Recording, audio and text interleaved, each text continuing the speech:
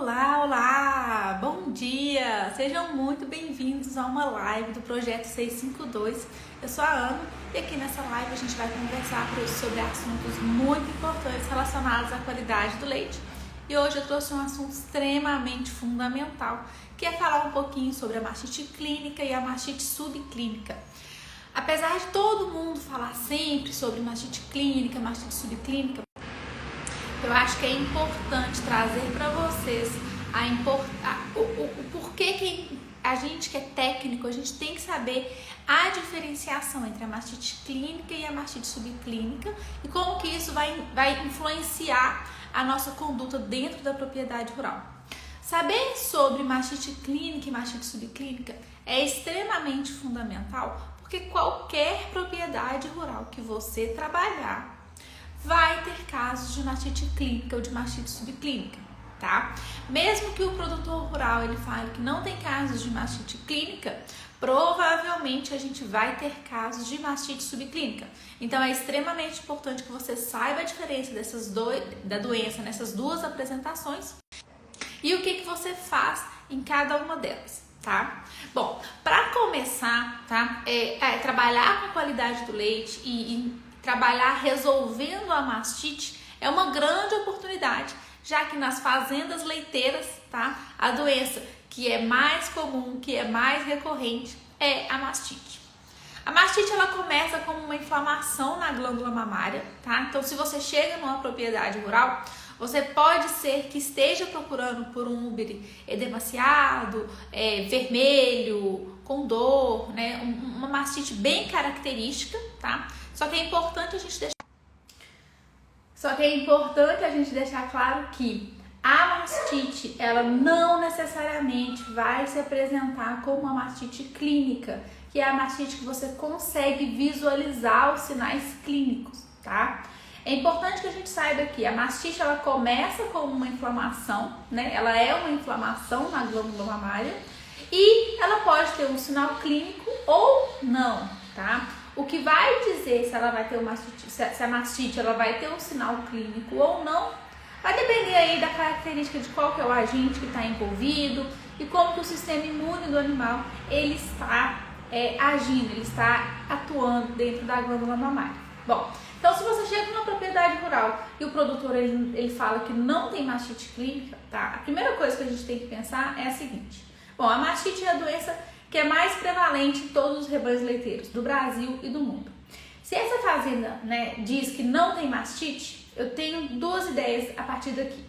A primeira, tá? Provavelmente, talvez não tenha a mastite, né, de grau 2, a mastite clínica de grau 2 ou de grau 3, que é aquela mastite clínica bem aparente, tá? A gente consegue ver, inclusive, que o animal ele apresenta sinais. Então, no caso da mastite clínica grau 2, a gente tem o sinal do úbere edemaciado, do teto vermelho, um animal que ele chega, né, com um pouco mais de dificuldade de locomoção. E na mastite clínica grau 3 é aquela em que a vida do animal ela corre risco. Então a gente tem aumento de temperatura, a gente tem aumento de frequência cardíaca, o animal para de comer, o animal fica desidratado, o animal ele não vem, né, ele não anda com tanta facilidade assim, você vê que ele está bem deprimido. Nesse caso, tá, esses dois tipos de mastites, que são as mais aparentes, elas são as mais fáceis de serem diagnosticadas. Só que nós que somos consultores, a gente tem que saber que dentro da mastite clínica existe um terceiro tipo de mastite clínica, que é a mastite clínica grau 1, tá? Que ela pode ser que passe desapercebido com a rotina de ordenha. Por quê? Porque se o colaborador, se o ordenhador, ele não está fazendo uma rotina de ordenha bem feita, se ele não faz um teste da caneca bem feito, tá? Usando uma caneca adequada, prestando atenção, fazendo os jatos de todos os tetos, pode ser que a mastite clínica grau 1 ela passe desapercebido, tá? E por que ela vai passar desapercebido? Porque ele não consegue identificar o único sinal clínico que essa mastite clínica grau 1 vai apresentar nesse animal, que é o quê?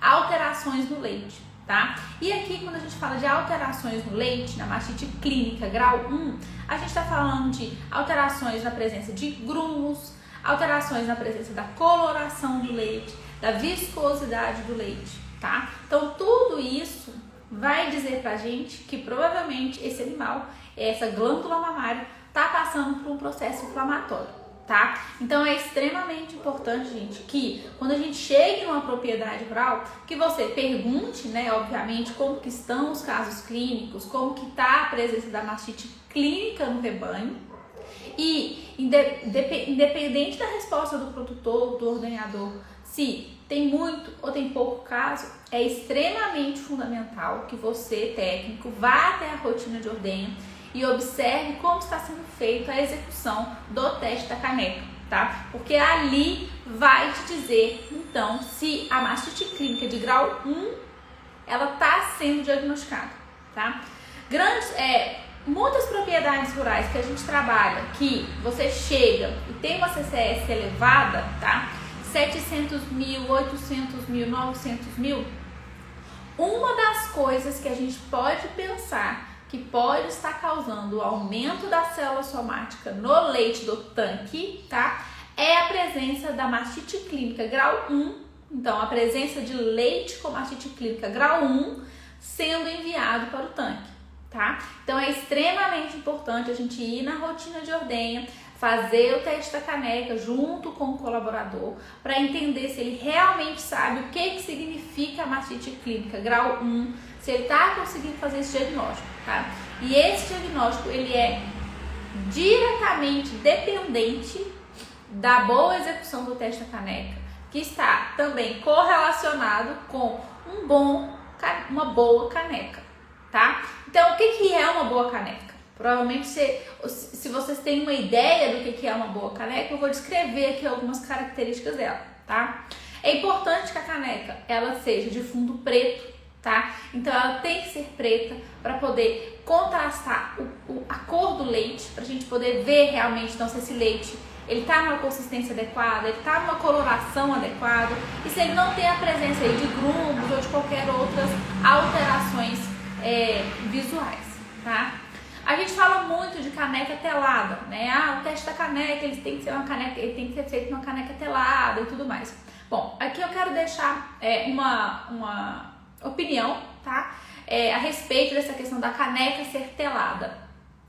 Hoje a gente tem vários modelos de caneca para o teste da mastite clínica, que são teladas, que não são teladas, e dentro das teladas, tá? Eu acho que é importante a gente salientar o seguinte, que dependendo da grossura da tela, tá? Então se é uma tela mais fina ou se é uma tela mais grossa, tá? Com um buraco maior, isso vai influenciar a eficiência do teste da caneca, tá? Vocês podem estar se perguntando, mas como assim que o tamanho da tela vai influenciar a qualidade do teste da caneca, né? A qualidade do diagnóstico do teste da caneca? Bom, se vocês pensarem que o objetivo do teste da caneca é identificar a mastite clínica o mais rápido possível, significa que eu estou procurando por alterações mínimas, tá? Então, quando a gente fala que eu quero diagnosticar a mastite clínica no momento mais inicial dela, tá? Significa que eu estou procurando uma mastite clínica que tenha sinais clínicos, assim, praticamente invisíveis, né? Eu estou procurando, assim, o mínimo do sinal clínico possível. Só que, se a principal, vamos dizer assim, a característica mais recorrente da mastite clínica é a presença de grumos, e se eu quero uma mastite clínica no início, eu posso pressupor que no início, esse grumo, quando ele estiver presente, ele vai estar pequeno, certo? Ele vai estar muito pequeno. Então, se eu tenho uma caneca que tem uma tela muito grande, dificilmente esse grumo, que é muito pequeno, vai ficar nessa tela, tá? Então você pensa, né? Uma tela grande desse tamanho assim, imagina um grumo bem pequenininho. Provavelmente esse grumo pode passar por essa tela e a gente não vai fazer o nosso objetivo, que é diagnosticar a mastite clínica o mais rápido possível. Se você está numa propriedade rural e nessa propriedade rural você vê que o pessoal que está na ordenha, os colaboradores, eles estão fazendo diagnóstico de mastite clínica apenas pelos sinais de edema de úbere, vermelhidão, dor, o pessoal só está fazendo diagnóstico de mastite clínica grau 2 e se o animal está ruim, grau 3. Não está sendo diagnosticado mastite clínica grau 1, tá? E isso é um erro muito comum e é importante que vocês saibam que é extremamente necessário fazer o diagnóstico da mastite clínica grau 1. Porque se o animal ele já tem mastite clínica e ela tá no grau 1, que seja, já é indício de que este animal já é uma fonte de contaminação para os outros animais sadios do rebanho. Então, é importante a gente mostrar para o colaborador, tá? Primeiro a gente saber, e agora mostrar para o colaborador que a gente precisa diagnosticar a mastite clínica o mais rápido possível. Se você não faz o diagnóstico da mastite clínica rápido, esse animal que está com a mastite clínica grau 1, ou grau leve, dependendo da nomenclatura que você quer usar, ele vai continuar passando ali na rotina de ordenha e contaminando o equipamento de ordenha, e esse equipamento de ordenha ele vai passar para outros animais que podem estar sadios. E aí o que vai acontecer? Você não quebra o ciclo de recontaminação do rebanho. Enquanto a gente tiver animais contaminados no meio de animais sadios, a gente não rompe o ciclo da contaminação de agentes durante a rotina de ordenha. Quando a gente fala de agentes contagiosos, tá? Que são passados principalmente ali na hora da ordenha, pela manipulação do teto, pelo conjunto que passa de um animal doente vai para um animal sadio. Enquanto a gente não separar isso, você não consegue diminuir a mastite para um nível que não causa tanto prejuízo quanto ela deve estar causando, tá? Então, quando a gente fala, vamos diferenciar a mastite clínica da mastite subclínica, primeiramente a gente precisa de, na mastite clínica, entender que ela é caracterizada por sinais clínicos, tá? E nos sinais clínicos, eles não são apenas os sinais visuais da glândula mamária. Então, não é apenas mastite clínica, não é apenas a presença de vermelhidão, edema, mudança de comportamento do animal, tá? A mastite clínica, ela também está presente quando o animal ele está normal, ele entra na ordenha, você acha que ele está saudável, mas na hora que a gente faz o teste da caneca, aparece grumo, apresenta alteração na coloração do leite, na viscosidade do leite. Mesmo que o animal não tenha dor, mesmo que o animal não apresente vermelhidão, edema ou qualquer outra alteração externa dentro da glândula mamária que não seja no leite, tá? Então, saber essa diferença dentro da mastite clínica e entender que existe uma parcela de propriedades rurais que tem CCS alta e vão continuar alta enquanto a gente não treinar o funcionário, não treinar o colaborador para ele poder fazer o diagnóstico da mastite clínica de forma assertiva, tá? A gente tem que treinar ele para ele poder aprender a visualizar a mastite clínica grau 1, tá? Que é só a alteração do leite. E aqui a gente tem várias outras informações a respeito do teste da caneca, que não é o nosso objetivo aqui hoje, tá? Depois a gente pode fazer aí um momento para a gente conversar sobre o teste da caneca, porque é uma etapa extremamente fundamental. Mas eu quero deixar aqui então a informação. O teste da caneca, ele é o que vai te ajudar é ele que vai fazer o ordenador, o colaborador, identificar a mastite clínica. A gente precisa que ela seja identificada para que o leite desse animal, esse quarto mamário aí que está infectado, que está com a presença da mastite clínica, que ele não seja destinado para o tanque mais.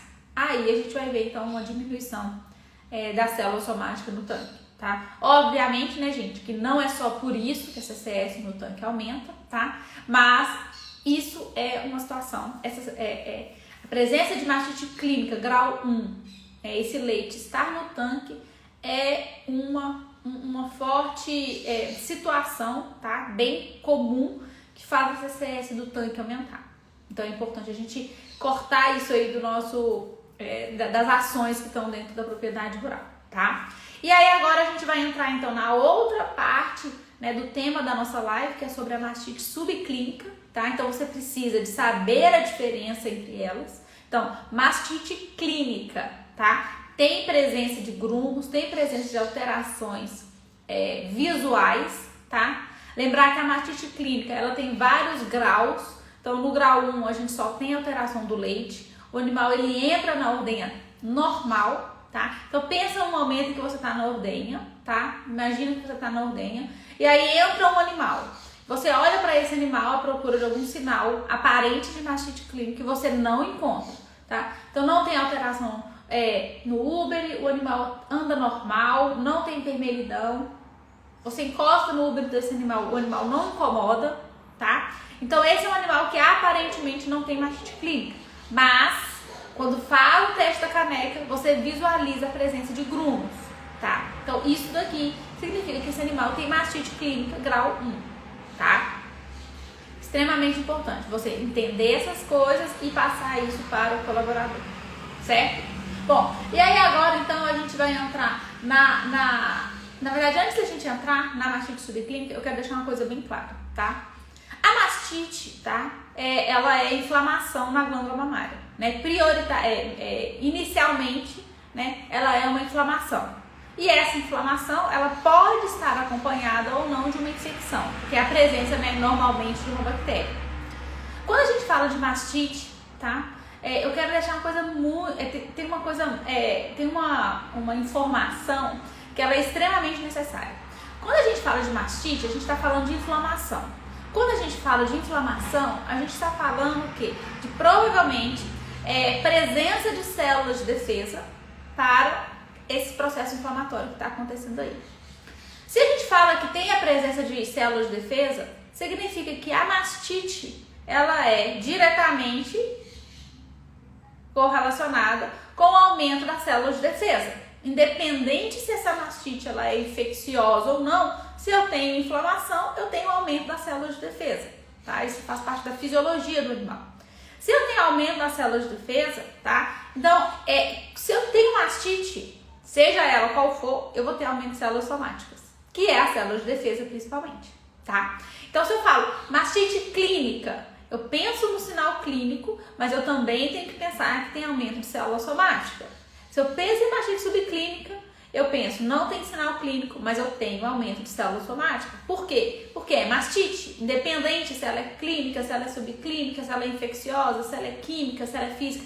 Independente do tipo de mastite, de inflamação que eu tenho que ter na minha cabeça que toda inflamação na glândula mamária tem aumento de células somáticas, tá? Por que é importante deixar essa informação para vocês? Porque quando a gente fala em mastite clínica, isso é porque a gente recebe, né, alguns directs aqui na Milkweb e eu vejo esse confundimento. Quando a gente fala em mastite clínica e a pessoa fala assim, apresentou grumos, né, pensando em mastite clínica grau 1, né, meu animal apresentou grumos, né, ou então ele tá com vermelhidão no úbere, eu tô com odor ao toque, alguma coisa assim, a pessoa associa a mastite clínica com o sinal clínico, tá, com o sinal aparente, com o sinal visual, mas a pessoa não associa que ter mastite, independente se ela é clínica ou subclínica, significa aumento de células somáticas. Então eu quero deixar isso bem claro para vocês. Mastite tem aumento de células somáticas, seja ela clínica ou subclínica, tá? E por que eu estou repetindo isso? Porque vai chegar um momento em que você vai treinar o ordenador, vai treinar o colaborador para ele poder identificar a mastite clínica, principalmente a de grau 1, que é a que passa mais desapercebido. E aí, vai ter um momento em que o ordenador ele vai ter dúvida. E você vai ter dúvida. Se aquela visualização que vocês estão vendo ali em relação ao leite, tá? Se é mudança de aspecto, de cor, de viscosidade, ou até mesmo pela presença do grumo, tá? Quando ele é muito pequeno, vocês vão estar na dúvida. Porque a gente tem dúvidas. A gente vai fazer o teste, a gente fica na dúvida. E será que isso aqui é mastite clínica ou não é mastite clínica? E aí, nesse momento, a gente tem um aliado ao nosso favor que tira a prova. Quem é esse aliado que tira a prova pra gente? O CMT. Aí agora a cabeça de vocês deve ter ficado toda confusa, né? Como assim, CMT, era mastite clínica? Eu não tô entendendo. Calma. É assim.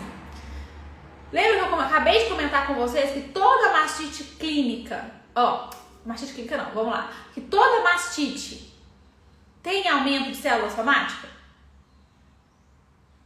Se toda mastite tem aumento de célula somática, qual o teste que eu posso fazer a campo que faz o diagnóstico de aumento de células somáticas? Não estou falando de mastite clínica nem subclínica, estou perguntando qual o teste que eu faço a campo que me mostra se o leite tem célula somática elevada ou não tem célula somática elevada. Exato. CMT. Então, qual que é o raciocínio? Eu estou fazendo o teste da caneca, encontro uma alteração que eu estou na dúvida se é mastite clínica ou não é mastite clínica, para eu confirmar se isso que eu estou vendo é realmente uma alteração compatível com a mastite clínica, eu vou pegar o CMT, que faz o diagnóstico de aumento de célula somática, e eu vou aplicar nesse leite. Se essa alteração que eu estou vendo, ela for compatível com a mastite clínica, como que está o valor de célula somática deste leite com mastite clínica? O leite com mastite clínica, ele tem uma célula somática astronáutica, assim, nas alturas, tá? 9 milhões, 6 milhões, 9 milhões e 999 milhões, tá? Então, se eu tenho um leite de mastite clínica e eu faço o CMT, esse CMT ele vai dar extremamente reativo. Se o CMT ele dá extremamente reativo, significa que a minha dúvida acabou de ser sanada. Por quê? Este leite tem alta CCS, logo essa alteração visual que eu estou vendo do leite provavelmente é mastite clínica, tá? Isso é extremamente importante. Agora, se você pegar um leite, gente, eu tô falando, o CMT, gente, você pode fazer em qualquer tipo de leite, tá? Eu tô falando do leite, né, que você coloca em dúvida se é mastite clínica ou não, para poder te ajudar no diagnóstico. Agora, se você pegar um leite que você faz e dá aqueles grumos gigantescos, obviamente que ele vai dar alterado. Você pode fazer para tirar a prova, entendeu? Não tem problema, mas ele vai dar alterado também. Tá? Isso é só para vocês entenderem a importância que é diagnosticar a mastite clínica o mais rápido possível e como que a gente pode usar o CMT a nosso favor, tá? Bom, e em relação a mastite subclínica, tá? Todo rebanho tem mastite subclínica, não adianta, tá? O que a gente quer é que a mastite subclínica, que é aquela que não é aparente, aquela que só tem aumento da célula somática, mas eu não tenho presença de alterações visuais, tá? Eu quero que na mastite subclínica tenha o menor percentual possível de animais. E aí a gente coloca animais, a mastite subclínica, tá? Está abaixo de 15% do rebanho. E aí inclusive a gente tem um Rios que fala sobre isso e depois eu vou colocar aqui para vocês, para fazer essa conta. Então é importante que a mastite subclínica ela esteja abaixo de 15% para mostrar pra gente que o nosso rebanho ele tá mais sadio do que doente. Então, como consequência, provavelmente eu estou tendo muito menos prejuízo em relação à produção de leite, aumento de célula somática no tanque, né, e todas as consequências. Então, o diagnóstico da mastite subclínica, ele não é feito pelo teste da caneca, ele é feito ou pelo CMT, que vai ver aumento de célula somática, ou pelo CCS individual. Você coleta esse leite, manda para o laboratório e ele te dá um resultado, tá? Qual dos dois fazer? Aí vai depender da logística, do financeiro, da propriedade rural, o que você tem aí de situação para poder analisar, tá? Mas a mastite subclínica, gente, ela não tem sinal clínico, tá? Isso é a coisa mais importante que tem. Na mastite subclínica, você não visualiza presença de grumos, de alteração de viscosidade, de alteração de nada. O animal, ele chega sadio, você faz o teste da caneca dá negativo, não tem nenhum grumo, tá? Mas, se você aplicar o CMT nesse animal, ele vai dar reativo. CMT reativo, tá? CMT gelificado significa que a célula somática está elevada. A ponto de dar mastite clínica? Não. Mas está elevada, está acima do normal, tá? Então, para a mastite subclínica, a gente não é o teste da caneca que vai fazer essa verificação pra gente, tá? O que vai fazer a verificação pra gente é o teste ou do CMT, ou da CCS individual, ou do WMT, enfim, depende, né, de qual teste você vai conseguir aplicar na propriedade rural, tá?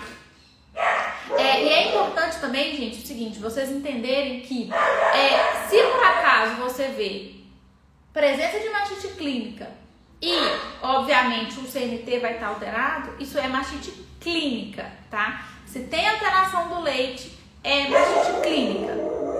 Se não tem alteração no leite, mas no CMT está alterado, significa que eu tenho que a presença de mastite subclínica, tá?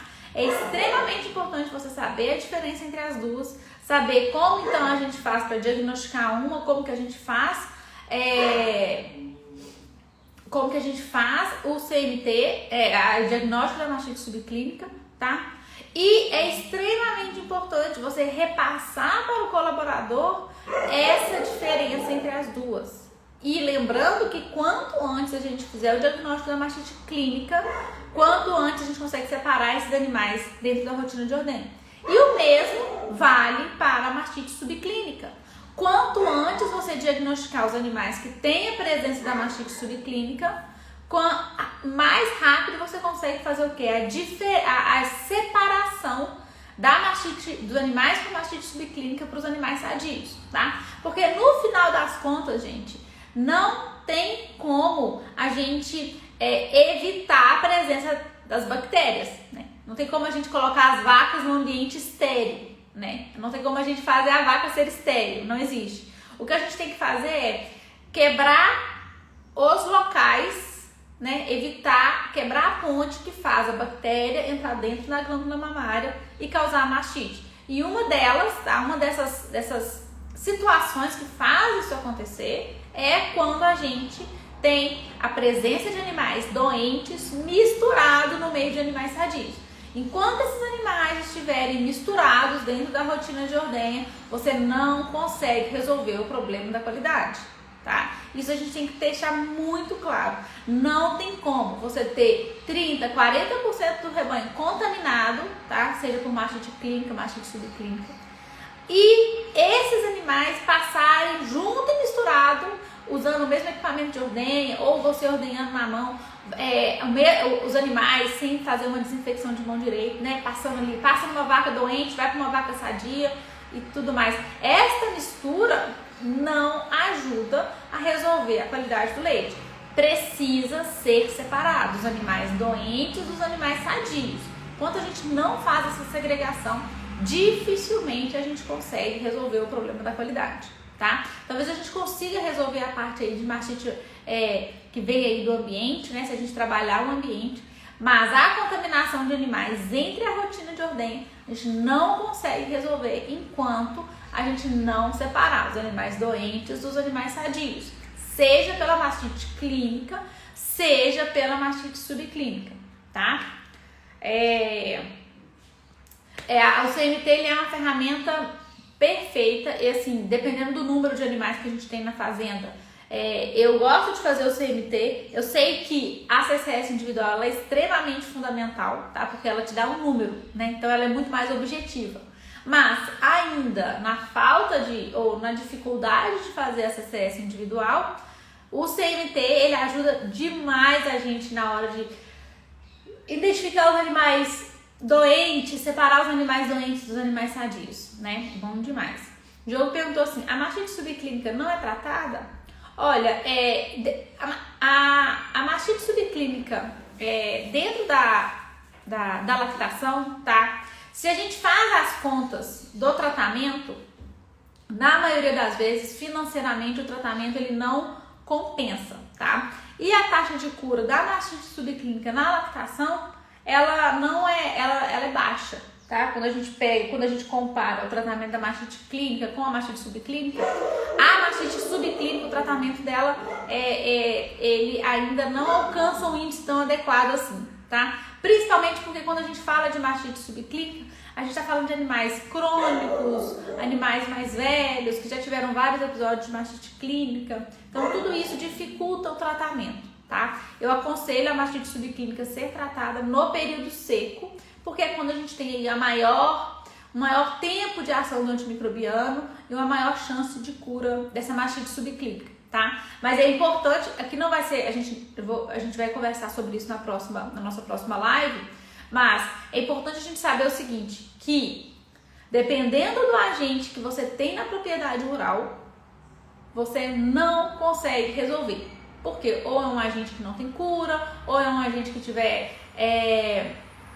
ou é um agente que tem baixa taxa de cura, ou é um agente que não vai ter cura mesmo, entendeu? Então, mastite subclínica, tratamento na secagem, tá? E durante a rotina de ordenha faz a separação desses animais, dependendo do tipo de agente que a gente tem, tá? O Henrique falou assim, se tiver animais com mastite subclínica em diferentes lotes de produção, manejo alimentar diferente, como faria para separar? Então, Henrique, essa separação dos animais, tá? Ela só acontece na hora da ordenha, tá? Então, ela não vai acontecer no resto do dia do animal. Então, a única coisa que a gente precisa é que, durante a rotina de ordenha, os animais que estão muito contaminados passem no final, tá? E os animais que estão sadios passem na frente. Depois, na hora de comer, você pode misturar todo mundo, não tem problema, entendeu? Isso daí, nesse caso, a gente não atrapalha a produção, né? Eu não preciso que no dia a dia do animal, esse animal esteja separado, não. Porque qual que é o problema? O meu problema é que, durante a rotina de ordenha, eu vou estar usando o mesmo equipamento, passando em animal sadio, doente, sadio, doente, sadio, doente. E aí, esse é o momento que contamina, tá? Então, na hora da ordenha, separar os animais doentes dos sadios.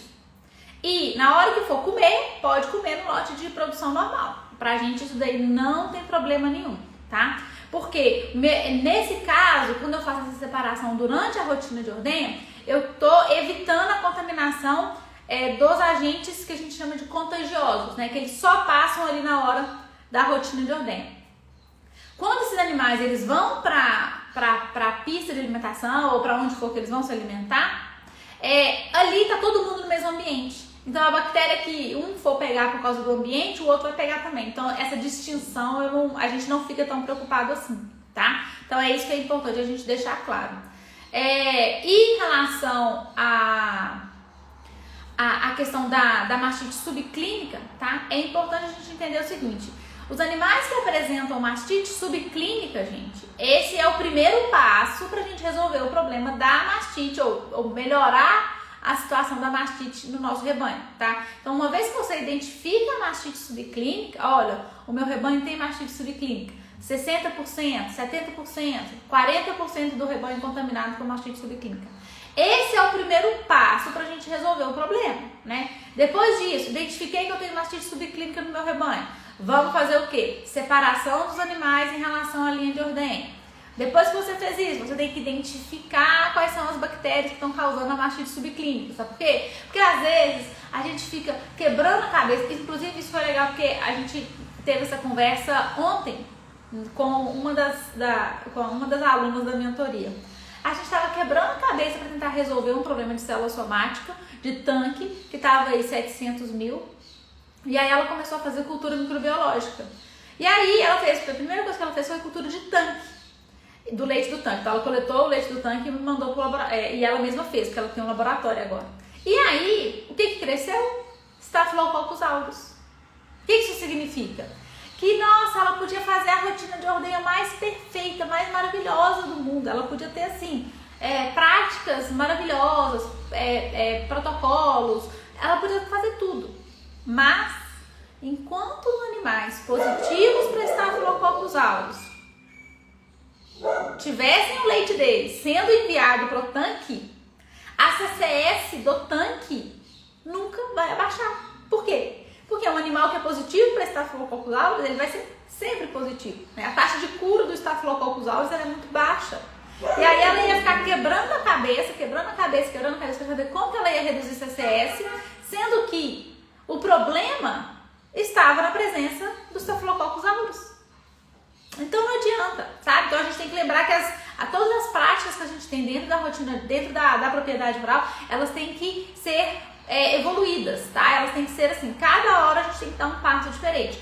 Trabalhando a rotina de ordenha? Perfeito. Vamos trabalhar identificação de mastite, clínica e subclínica, perfeito. Agora vamos fazer separação de animais. Agora vamos identificar os agentes. E a partir daí você vai tomando as decisões que são necessárias para a gente poder resolver, tá? Só fazer rotina de ordenha é importante? Óbvio, é a base do trabalho, tá? Mas só a rotina de ordenha ela não resolve o problema da qualidade. A gente tem que ir mais a fundo com isso, tá? Mas na nossa próxima live a gente conversa sobre os agentes e como que a gente trabalha toda essa questão dele dentro da rotina de ordenha, tá? Por hoje é só. Obrigada pela presença. A gente se vê em breve e um abraço. Até mais, pessoal!